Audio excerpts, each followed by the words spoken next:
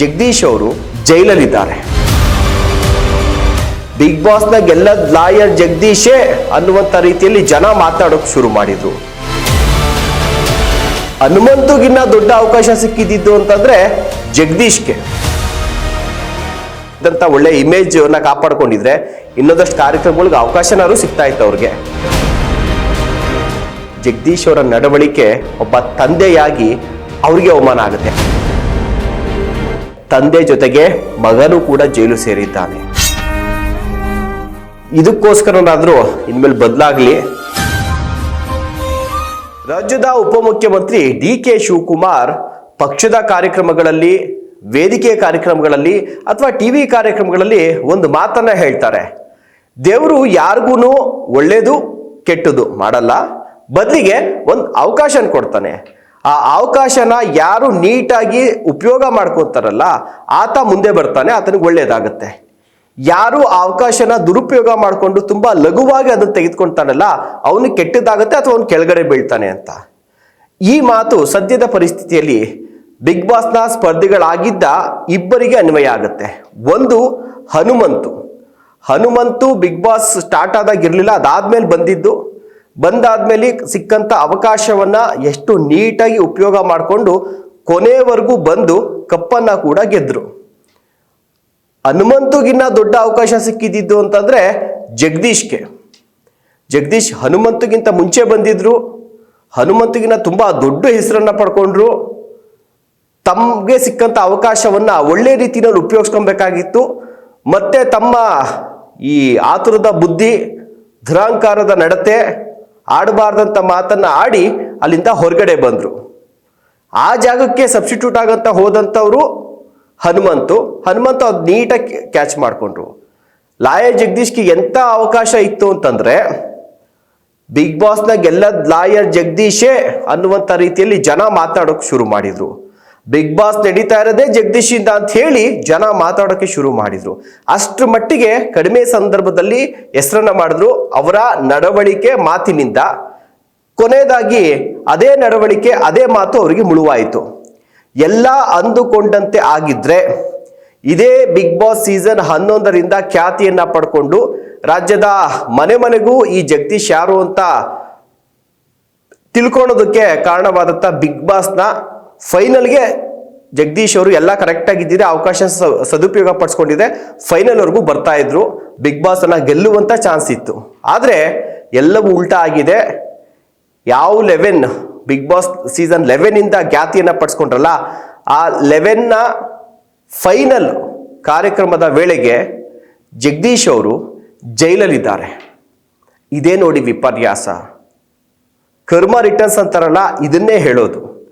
ಅವ್ರು ನೀಟಾಗಿ ಉಪಯೋಗಿಸ್ಕೊಂಡು ಅಟ್ಲೀಸ್ಟ್ ಹೊರಗಡೆ ಬಂದ್ರಲ್ಲ, ಇತ್ತೀಚೆಗೆ ಆಗದಿರೋಂಥ ಗಲಾಟೆಗಳು ಯಾವುದು ಮಾಡ್ಕೊಳ್ದೆ ಅವ್ರು ಆರಾಮಾಗಿ ಅದೇ ಒಂದು ಖ್ಯಾತಿನ ಉಳಿಸ್ಕೊಂಡು ಹೋಗಿದೆ. ಕನಿಷ್ಠ ಅವರು ಬಿಗ್ ಬಾಸ್ ಫೈನಲ್ನ ಕಾರ್ಯಕ್ರಮದ ವೇದಿಕೆ ಮೇಲೆ ಇರ್ತಾ ಇದ್ರು. ವೇದಿಕೆ ಮೇಲೆ ಅಂದ್ರೆ ಸ್ಪರ್ಧಿ ಆಗಲ್ಲ, ಬದಲಿಗೆ ಅಟ್ಲೀಸ್ಟ್ ಆ ಕಾರ್ಯಕ್ರಮದ ಅತಿಥಿಯಾಗಿ, ಯಾಕೆಂದ್ರೆ ಎಲ್ಲ ಸ್ಪರ್ಧಿಗಳು ಬಂದಿದ್ರಲ್ಲ, ಅದರಲ್ಲಿ ಜಗದೀಶ್ ಅವರು ಕೂಡ ಅಟ್ಲೀಸ್ಟ್ ಅವರೊಂದು ಡ್ಯಾನ್ಸ್ ಗೀಸ್ ಮಾಡೋಕ್ಕಾದ್ರೂ ಒಂದು ಅವಕಾಶ ಇರ್ತಿತ್ತು. ಇಲ್ಲಾಂದ್ರೆ ಕೊನೆ ಪಕ್ಷ ಆ ಕಾರ್ಯಕ್ರಮದಲ್ಲಿ ಅವರು ಕೂಡ ಒಬ್ಬ ಅತಿಥಿಯಾಗಿ ಭಾಗಿಯಾಗೋದಕ್ಕೆ ಅವಕಾಶ ಇರ್ತಿತ್ತು. ಆದರೆ ವಿಪರ್ಯಾಸ ನೋಡಿ, 14 ದಿನಗಳ ಕಾಲ ಜೈಲಿನಲ್ಲಿ ಈಗ ವನವಾಸವನ್ನ ಲಾಯರ್ ಜಗದೀಶ್ ಅವರು ಅನುಭವಿಸ್ತಾ ಇದ್ದಾರೆ. ಎಷ್ಟು ಮಟ್ಟಿಗೆ ಅಂತಂದ್ರೆ ಪೊಲೀಸರು ಅವ್ರ ಕಸ್ಟಡಿಗೂ ಕೂಡ ತೆಗೆದುಕೊಂಡಿಲ್ಲ, ಡೈರೆಕ್ಟ್ ಆಗಿ ಜೈಲಿಗೆ ಹೋಗ್ಲಿ ಅಂತ ಡಿಸೈಡ್ ಆಗಿ. ಯಾಕಂದ್ರೆ ಇಲ್ಲಿ ಬಂದ್ರೆ ಇಲ್ಲೊಂದಷ್ಟು ರಂಪಾರ ಆದಂತ ಮಾಡ್ತಾರೆ, ಬೇಡ ಅವ್ರು ಆರಾಮಾಗಿ ನ್ಯಾಯಾಂಗ ಬಂಧನದಲ್ಲೇ ಇರಲಿ, ಜುಡಿಷಿಯಲ್ ಕಸ್ಟಡಿಲೇ ಇರಲಿ ಅಂತ ಅಂದ್ಬಿಟ್ಟು ಅಲ್ಲೇ ಇದ್ದಾರೆ. ಇವತ್ತು ಹೇಳಿದ್ನಲ್ಲ, ಎಲ್ಲ ನೀಟಾಗಿ ಅವರು ಬಿಗ್ ಬಾಸ್ ಅಲ್ಲಿ ನಡ್ಕೊಂಡಿದ್ದು ಬಿಟ್ಬಿಡಿ, ಬಿಗ್ ಬಾಸ್ ಇಂದ ಹೊರಗಡೆ ಬಂದ ಮೇಲೂ ಕೂಡ ಒಳ್ಳೆ ಪಾಸಿಟಿವ್ ಇಮೇಜ್ ಇತ್ತು ಈ ಅಪ್ಪಂಗೆ. ಅದನ್ನ ನೀಟಾಗಿ ಉಪಯೋಗ ಮಾಡಿಕೊಂಡು ಹೋರಾಟ ಮಾಡೋದಾದ್ರೆ, ಕಾನೂನುಬದ್ಧವಾಗಿ ಹೋರಾಟ ಮಾಡಿಕೊಂಡು ಜನರನ್ನ ಜೊತೆಲಿ ಇಟ್ಕೊಂಡು ಹೋಗಿದ್ರೆ ಇವತ್ತು ಆ ಸಿಕ್ಕಂತ ದೊಡ್ಡ ಇಮೇಜ್ ಇದೆಯಲ್ಲ, ಅವರೇ ಹೇಳ್ತಿದ್ರಲ್ಲ ನಾನು CM ಆಗಬೇಕು ಅಂತೇಳಿ, ಕನಿಷ್ಠ ಒಂದು MLA ಆಗೋಕ್ಕಾದ್ರೂ ಕೂಡ ಅವ್ರಿಗೆ ಅದು ಅನುಕೂಲ ಆಗ್ತಿದ್ದು. ಒಳ್ಳೆ ರೀತಿನಲ್ಲಿ ಹೋದ್ರೆ ಇವತ್ತು ಆ ಬಿಗ್ ಬಾಸ್ನ ಫೈನಲ್ ಕಾರ್ಯಕ್ರಮದಲ್ಲಿ ಕೂಡ ಬರ್ತಾ ಇದ್ರು. ಇನ್ನೊಂದಷ್ಟು ಕಾರ್ಯಕ್ರಮಗಳಿಗೆ ಅವ್ರಿಗಿದ್ದಂಥ ಒಳ್ಳೆ ಇಮೇಜನ್ನ ಕಾಪಾಡ್ಕೊಂಡಿದ್ರೆ ಇನ್ನೊಂದಷ್ಟು ಕಾರ್ಯಕ್ರಮಗಳಿಗೆ ಅವಕಾಶನಾದ್ರು ಸಿಗ್ತಾ ಇತ್ತು ಅವ್ರಿಗೆ. ಯಾವುದು ಇಲ್ಲದೆ ಇವತ್ತು ಯಾವುದೇ ಚಾನಲ್ ಅವರು ಅವರನ್ನ ಯಾವುದೇ ಕಾರ್ಯಕ್ರಮಕ್ಕೆ ಕರ್ಸೋಕ್ಕೂ ಕೂಡ ಹಿಂದೆ ಮುಂದೆ ನೋಡಬೇಕು. ಯಾಕೆಂದ್ರೆ ಜನಾಭಿಪ್ರಾಯ ಆ ರೀತಿಯಾಗಿ ಹೋಗಿದೆ ಅವ್ರ ಮೇಲೆ. ಗೂಂಡಾಯಿಸಮ್, ಅತಿಯಾದಂಥ ದುರಹಂಕಾರ, ಜನರಿಗೆ ಮರ್ಯಾದೆ ಕೊಡಲ್ಲ, ಅಧಿಕಾರಿಗಳು ಮರ್ಯಾದೆ ಕೊಡಲ್ಲ, ರಾಜಕಾರಣಿ ಅಧಿಕಾರಿಗಳು ಬಿಟ್ಬಿಡಿ, ಯಾವಾಗ ಅವರು ರಾಜಕಾರಣಿ ಅಧಿಕಾರಿಗಳಿಗೆ ಮರ್ಯಾದೆ ಕೊಡ್ದಂಗೆ ಮಾತಾಡ್ತಾ ಆವಾಜ್ಗಳಾಗ್ತಾ ಅವ್ರು ಮಾಡುವಂಥ ಭ್ರಷ್ಟಾಚಾರ ನಾನು ಬೈಲಿಗೆ ಎಳಿತೀನಿ ಅಂತಿದ್ರಲ್ಲ, ಅದರಿಂದನೇ ಜನಕ್ಕೆ ಇಷ್ಟ ಆಗಿದ್ದು.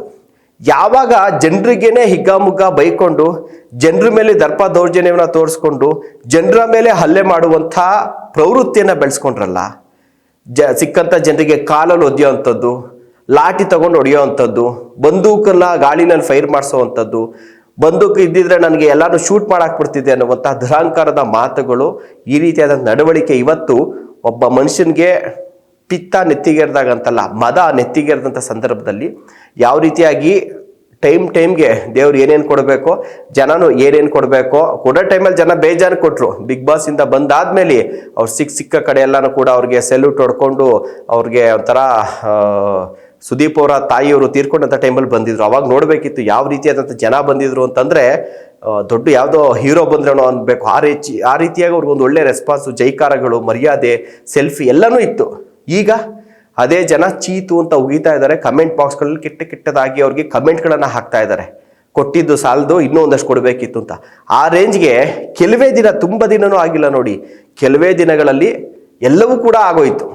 ಅದಕ್ಕೆ ಹೇಳೋವಂಥದ್ದು, ದೇವರು ಒಳ್ಳೆಯದು ಮಾಡಲ್ಲ, ಕೆಟ್ಟದ್ದು ಮಾಡಲ್ಲ, ಒಂದು ಅವಕಾಶವನ್ನು ಮಾಡಿಕೊಡ್ತಾನೆ.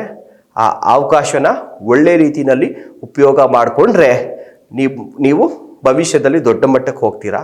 ಆ ಅವಕಾಶನ ಬೇರೆ ರೀತಿಯಾಗಿ ಏನಾದ್ರು ಉಪಯೋಗಿಸ್ಕೊಂಡ್ರೆ ಈ ರೀತಿಯಾದಂಥ ಸಮಸ್ಯೆಯನ್ನು ಅನುಭವಿಸ್ತೀರಾ. ಎಷ್ಟು ಮಟ್ಟಿಗೆ ಅಂತಂದರೆ, ಬಿಗ್ ಬಾಸ್ ಜಗದೀಶ್ ಯಾವುದೇ ತಂದೆ ಆದರೂ ಕೂಡ ಅವ್ರು ಎಷ್ಟೇ ಕೋಟಿಗೆ ಬದುಕಿರಲಿ, ಎಷ್ಟೇ ದೊಡ್ಡ ಸ್ಥಾನದಲ್ಲಿರಲಿ, ಮಗನ ಬಗ್ಗೆ, ಮಗನ ಭವಿಷ್ಯದ ಬಗ್ಗೆ ಒಂದು ಆಸೆಯನ್ನು ಇಟ್ಕೊಂಡಿರ್ತಾರೆ. ಅದಕ್ಕೋಸ್ಕರ ಏನೆಲ್ಲ ತ್ಯಾಗ ಬೇಕೋ ಮಾಡ್ತಾರೆ. ಇವತ್ತು ಜಗದೀಶ್ ಅವರ ನಡವಳಿಕೆ ಒಬ್ಬ ತಂದೆಯಾಗಿ ಅವ್ರಿಗೆ ಅವಮಾನ ಆಗುತ್ತೆ. ಯಾಕೆಂದರೆ ಇವತ್ತು ಆತನ ಮಗ ಏನಿದ್ದಾನೆ ಆರ್ಯ ಜಗದೀಶ್ ಅಂತೇಳಿ, ಆತನಿಗೂ ಕೂಡ ಒದೆಗಳು ಬಿದ್ದಿದೆ. ಆತನೂ ಕೂಡ ಇವತ್ತು ಪೊಲೀಸ್ ಕಂಪ್ಲೇಂಟ್ ಆಗಿದೆ, ಆತನ ಮೇಲೂ FIR ಆಗಿದೆ. ತಂದೆ ಜೊತೆಗೆ ಮಗನೂ ಕೂಡ ಜೈಲು ಸೇರಿದ್ದಾನೆ. ಆ ತಂದೆನ ನೋಡಿ ಮಗನೂ ಅದೇ ದಾರಿ ಹಿಡಿಯೋದು ಬೇಡ. ಯಾರಿಗೋಸ್ಕರ ನೀವು ಬದಲಾಗ್ಲಿನಾರು ಪರವಾಗಿಲ್ಲ ಜಗದೀಶ್ ಅವರೇ, ನೀವು ಬದಲಾಗಿ ಸಮಾಜನ ಉದ್ಧಾರ ಮಾಡೋವಂಥದ್ದು ಏನೂ ಬೇಡ.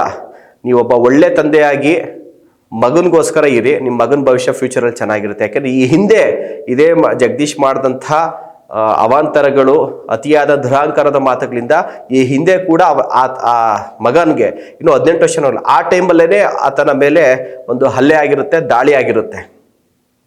ಸೊ ಆಗ್ಲಾದ್ರೂ ಕೂಡ ಬುದ್ಧಿ ಕಲಿಬೇಕಾಯ್ತು, ಯಾವುದನ್ನು ಮಾಡಿಲ್ಲ. ಹೀಗಾಗಿ ಇದಕ್ಕೋಸ್ಕರನಾದರೂ ಇನ್ಮೇಲೆ ಬದಲಾಗಲಿ, ಕಾನೂನಲ್ಲಿ ಏನೆಲ್ಲ ಶಿಕ್ಷೆಗಳಿರ್ತೋ ಅವೆಲ್ಲವೂ ಕೂಡ ಅನುಭವಿಸಿ ಆಮೇಲೆ ಹೊಸ ಮನುಷ್ಯನವ್ರು ಬರ್ರಿ. ನಾವೇನು ಅವ್ರು ವಹಿಸ್ಕೊಂಡು ಮಾತಾಡ್ತಾ ಇಲ್ಲ.